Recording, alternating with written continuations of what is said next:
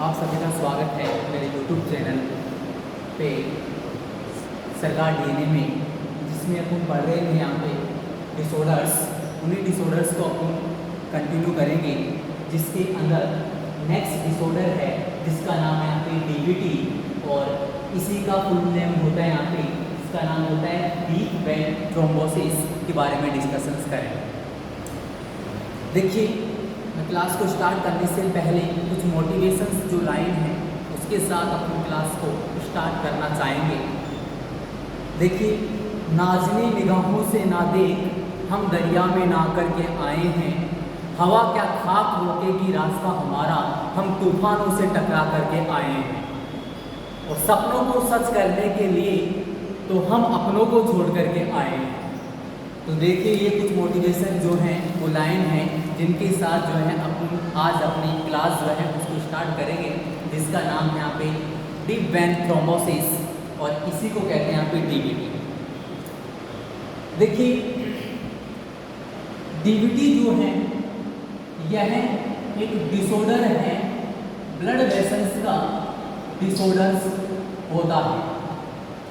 यानी कि डीवीटी जो है वह ब्लड वेसल्स का डिसऑर्डर है, और इस डिसऑर्डर जो है उसके अंदर क्या होता है, थ्रोम्बस जो है उसका फॉर्मेशन जो है वह होता है।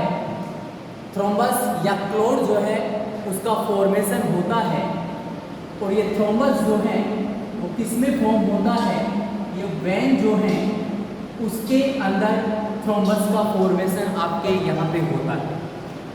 देखिए, डीवीटी के अंदर क्या हो रहा है, डीप वेन जो है थ्रोम्बोसिस इसका फुल फॉर्म होता है। इस डिजीज के अंदर यह एक ब्लड वेसल्स की डिजीज है जिसमें थ्रोम्बस जो है उसका फॉर्मेशन होता है, और यह थ्रोम्बस जो है वो किस में फॉर्म होता है, आपकी वेन्स में फॉर्मेशन होता है। जब यह थ्रोम्बस वेन के अंदर बनता है, जिसकी वजह से वेन के अंदर जो है वह ऑब्स्ट्रक्शन अराइज होता है, आपकी जो वेन है उसके अंदर ऑब्स्ट्रक्शन अराइज हो जाता है। और जब कभी वेन के अंदर ऑब्स्ट्रक्शन अराइज होता है तो उसकी वजह से जो वेन है उसके अंदर प्रॉपर क्या नहीं हो पाता है, प्रॉपर जो है वह ब्लड सप्लाई प्रॉपर रूप से नहीं हो पाती है फर्दर ऑर्गन्स के अंदर, और एक कॉम्प्लिकेशन जो वो क्रिएट कर लेता है। और इसी डिसऑर्डर को अपन कहते हैं यहाँ पे डीप वेन थ्रोम्बोसिस के नाम से जाना जाता है। देखिए, डीप वेन थ्रोम्बोसिस में हो क्या रहा है, यहाँ पे ब्लड वेसल्स में क्या बन जाता है, यहाँ पे थ्रोम्बस बन जाता है, और यह थ्रोम्बस जो है वो किसमें बनता है, आपकी जो वेन है उसमें क्लॉट और थ्रोम्बस जो है वो बन जाता है। जब वेन के अंदर थ्रोम्बोसिस बनता है तो उसकी वजह से वेन में ऑब्स्ट्रक्शन जो है वो अराइज होता है, और वेन में जो ब्लड सप्लाई है वो डिस्टर्ब हो जाती है, और इसी कंडीशंस को अपन किसके नाम से जानते हैं, डीवीटी के नाम से यहाँ पे जाना जाता है। तो इतना आपको समझ में आया होगा कि डीप वेन थ्रोम्बोसिस अपन किसे कहते हैं, कि थ्रोम्बस जो है वो वेन के अंदर अपने आप पे बनता है, जिसकी वजह से प्रॉपर रूप से क्या नहीं हो पाता है, ब्लड सप्लाई आपकी वेन्स के अंदर नहीं हो पाती है, और इसी कंडीशंस को आपको डीवीटी के नाम से जानते हैं। ये तो कुछ इंट्रोडक्शन हुआ डीप वेन थ्रोम्बोसिस का। अब पढ़ेंगे sign and symptoms of the DVT. देखिए, काफ़ी इंपॉर्टेंट टॉपिक है साइन एंड सिम्टम्स, जहाँ से बहुत सारे क्वेश्चन जो है वो आपके यहाँ पे अराइज होते हैं। देखिए, जब कभी किसी पेशेंट के डीवीटी होता है तो सबसे पहले जो साइन एंड सिम्टम्स होता है उसका नाम है यहाँ पे रेडनेस।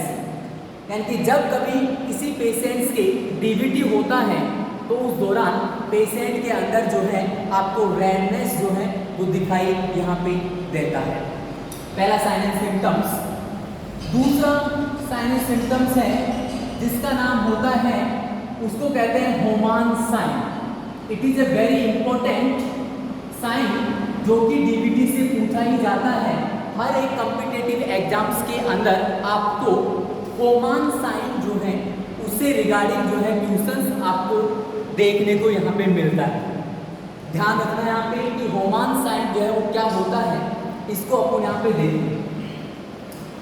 देखिए होमान साइन में क्या होता है, जो काफ मसल होती है, काफ मसल पैर में पाई जाती है। ध्यान से देखना कि क्या होता है होमान साइन, मैं यह आपको बताना चाहता हूँ। देखिए होमान साइन में क्या होता है, जो पैर की काफ मसल होती है उस मसल के अंदर दर्द होता है। काफ मसल्स में क्या होता है मुन्ना, यहाँ पे दर्द होता है। और यह दर्द कब होता है, जब कभी आप पैर को डोर्सिफ्लेक्शन करते हैं, जब कभी फुट को या पैर को क्या किया जाता है, डोर्सिफ्लेक्शन किया जाता है, तो उस दौरान काफ मसल्स में क्या अराइज होता है, पेन अराइज होता है। और इसी साइन को अपन क्या कहते हैं, होमान साइन के नाम से जाना जाता है। देखिए होमान साइन में क्या हो रहा है, काफ मसल्स के अंदर दर्द होता है। और ये दर्द कब होता है, जब कभी आपका जो पैर है उसको आप डोर्सिफ्लेक्शन मूवमेंट करवाते हो, तो उस दौरान पैर के अंदर पैर की काफ मसल्स में दर्द अराइज होता है। इसी साइन को अपन होमान साइन कहते हैं। देखिए मैं आपको दो चीज़ यहाँ पे बताना चाहूँगा। एक तो जब पैर होता है उसमें दो प्रकार के फ्लेक्शन आपको देखने को मिलता है। पहला फ्लेक्शन कहलाता है, उस फ्लेक्शन का नाम होता है डोर्सिफ्लेक्शन। डोर्सिफ्लेक्शन होता है। देखिए डोर्सिफ्लेक्शन में आप क्या करते हैं, मान लीजिए नॉर्मल पैर है, मान लीजिए यह क्या है यहाँ पे, यह अंगूठा है पैर का और ये नॉर्मल पैर है, ये एक नॉर्मल पैर है, ठीक है। जब कभी इस पैर को अपन ऊपर की तरफ उठाते हैं, पैर को आप ऊपर की तरफ उठाओगे तो इस कंडीशन को कहेंगे डोर्सिफ्लेक्शन। क्या कहेंगे इसको, डोर्सिफ्लेक्शन। और यदि मैं इसी पैर को नीचे की तरफ ला दूं तो इस फ्लेक्शन को कहेंगे प्लंटार फ्लेक्शन। प्लंटार फ्लेक्शन के नाम से यहाँ पे जाना जाता है। प्लंटार फ्लेक्शन क्या है, देखिए पैर को ऊपर की तरफ उठाया तो इस कंडीशंस को कहेंगे डोर्सिफ्लेक्शन, और पैर को नीचे की तरफ ले जाएं तो इस फ्लेक्शन को कहेंगे प्लंटार फ्लेक्शन कहेंगे। तो होमान साइन में क्या हो रहा है, जब कभी मैं पैर को ऊपर की तरफ उठा रहा हूँ तो उस दौरान काफ मसल्स के अंदर पेन अराइज हो, तो इस टाइप के साइन को अपन क्या कहेंगे, होमान साइन के नाम से यहाँ पे जाना है। दूसरे अदर साइन जैसे कि क्या हो सकता है, यहाँ पे पेन भी अराइज हो सकता है। जब कभी आपका जो पेशेंट है वो किससे सफ़र कर रहा है, यहाँ पे डीबीटी से सफ़र करता है, तो उस दौरान पेशेंट के पेन भी अराइज हो सकता है पैर के अंदर। दूसरा एडिमा जो है वो लेग्स के अंदर, पैर के अंदर आपके एडिमा सूजन भी रह सकती है। जब कभी कोई पेशेंट जो है वो किससे सफ़र कर रहा हो, डीबीटी से सफ़र कर रहा हो, तो ये भी यहाँ पे एडिमा भी आपको देखने को मिल सकती है। दूसरा वार्म दी लेग, वार्म दी लेग की कंडीशंस भी आपको यहाँ पे देखने को मिल सकती हैं।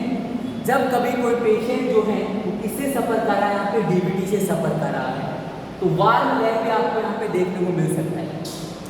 तो देखिए डीबीटी के अंदर क्या क्या साइनस सिम्टम आपको दिखाई देते हैं। पहला साइनस सिम्टम है जिसका नाम है रेडनेस, पेशेंट्स के अंदर यहाँ पे अराइज होगा।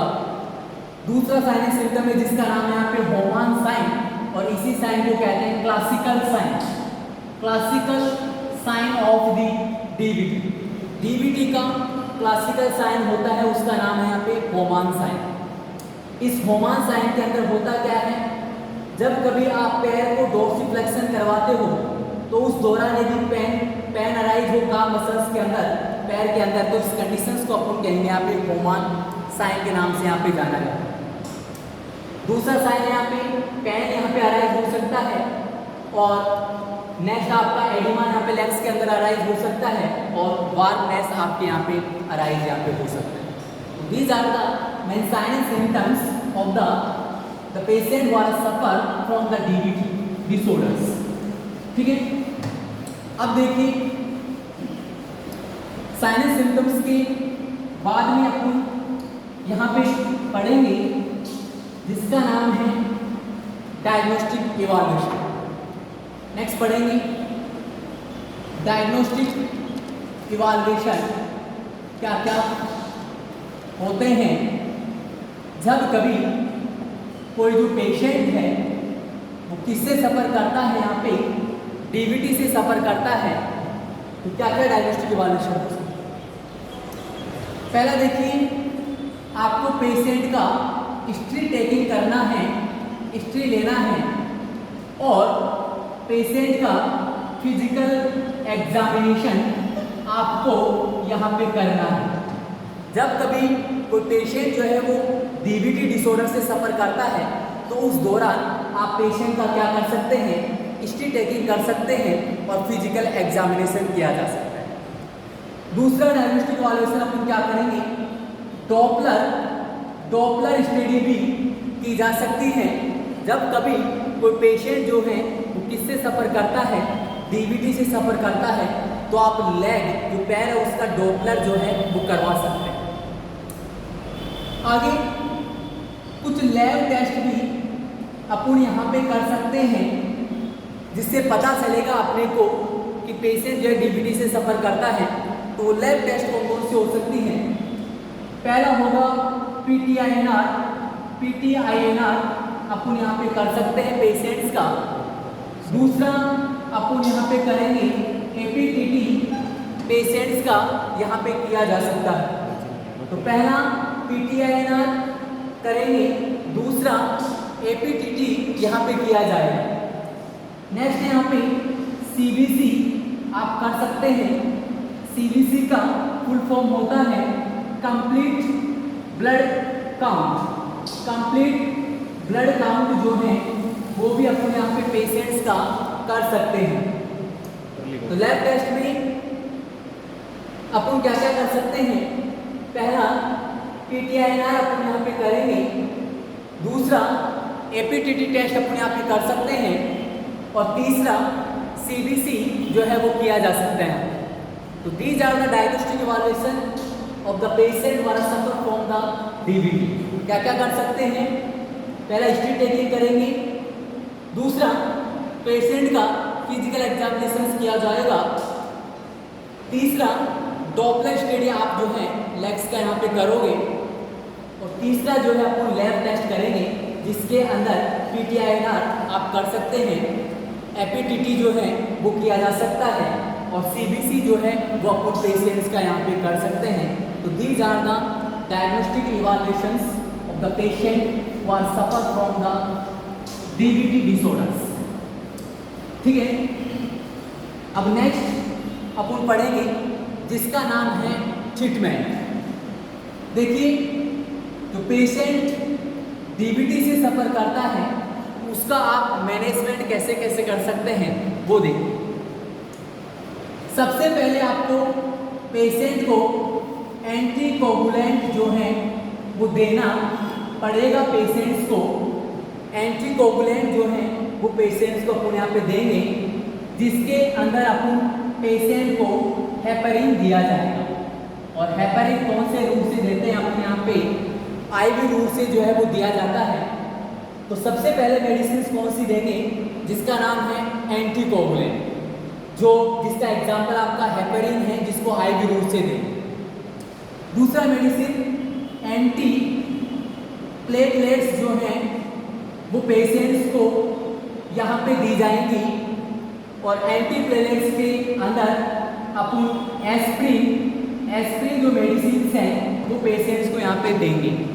तो देखिए, एंटी प्लेटलेट्स जो है मेडिकेशंस में अपन कौन सी देंगे, यहाँ पे एस्प्रिन जो है वो देंगे। तो ठीक है, ये दो प्रकार का आपका मेडिकल मैनेजमेंट है। पहला कौन सा बताया मैंने यहाँ पे, एंटीकोगुलेंट, जिसमें क्या देंगे यहाँ पे हेपरिन देंगे, जो कौन से रूट से देंगे यहाँ पे, आईवी रूट से अपन यहाँ पे देंगे। दूसरा एंटीप्लेलेट जो है वो अपन यहाँ पे देंगे, जिसका एग्जाम्पल आपका यहाँ पे एस्पिरिन है। तीसरी मेडिसिन आता है जिसका नाम होता है टीपीएस। टीपीएस जो है वो अपन यहाँ पे दे सकते हैं। टीपीएस का फुल फॉर्म होता है tissue plasminogen activator factors, tissue plasminogen activator factors. देखिए तीसरी टाइप का मेडिसिन है जिसका नाम है टीपीएस, जिसका नाम यहाँ पे फुल फॉर्म क्या होता है टिश्यू प्लाज्मोजन एक्टिवेटर फैक्टर्स अपने यहाँ पे देंगे, जिसका एग्जाम्पल होता है स्ट्रेप्टोकाइनेस। क्या होता है यहाँ पे स्ट्रेप्टोकाइनेस मेडिकेशन अपन पेशेंट्स को यहाँ पे दे सकते हैं। तो टीपीएस का फुल फॉर्म है टिश्यू प्लाज्मोजन एक्टिवेटर फैक्टर, जिसका एग्जाम्पल है स्ट्रेप्टोकाइनेस। तो ये मेडिकेशन जो है वो आप पेशेंट्स को दोगे जो पेशेंट किससे सफ़र कर रहा है, यहाँ पे डीबीटी से सफ़र कर रहा है। पहले मेडिकेशन कौन सी हैं, एंटीकोगुलेंट, जिसमें कौन सा देंगे यहाँ पे हेपारिन देंगे। कौन सा रूट से दिया जाएगा, आईवी रूट से दिया जाएगा। दूसरा आपका यहाँ पे क्या है एंटीप्लेलेट्स, जिसका एग्जाम्पल क्या है यहाँ पे एस्पिरिन। तीसरा मेडिकेशन क्या है यहाँ पे टीपीएस। टीपीएस का फुल फॉर्म क्या होता है यहाँ पे टिश्यू प्लाज्मोजन एक्टिवेटर फैक्टर होता है, जिसका एग्जाम्पल क्या है यहाँ पे स्ट्रेप्टोकाइनेस होता है। ये आपका मेडिकल मैनेजमेंट होता है जब कभी कोई पेशेंट किससे सफ़र करता है, डीबीटी से सफ़र करता है। नेक्स्ट और काफ़ी इम्पोर्टेंट टॉपिक जो अपन डिस्कशन करेंगे, जिसका नाम है नर्सिंग केयर। और देखिए मैं आपको बताना चाहूँगा यहाँ पे नर्सिंग केयर से काफ़ी ट्यूशन्स यहाँ पे अराइज होते हैं कि नर्सिंग केयर से ही ट्यूशन आएंगे। तो जब कभी कोई पेशेंट जो है डीबीटी से सफ़र करता है तो क्या क्या नर्सिंग केयर आप देंगे। तो पहला क्वेश्चन बनता है कि अफेक्टेड एक्सट्रीमिटीज़ को, जो भी अफेक्टेड एक्सट्रीमिटीज़ हैं जिस पैर में डीबीटीज बना हुआ है, उस अफेक्टेड एक्सट्रीमिटीज़ को आपको क्या करके रखना है, यहाँ पे एलिवेटेड करके रखना है, ऊपर उठा करके यहाँ पे रखना है पैर को।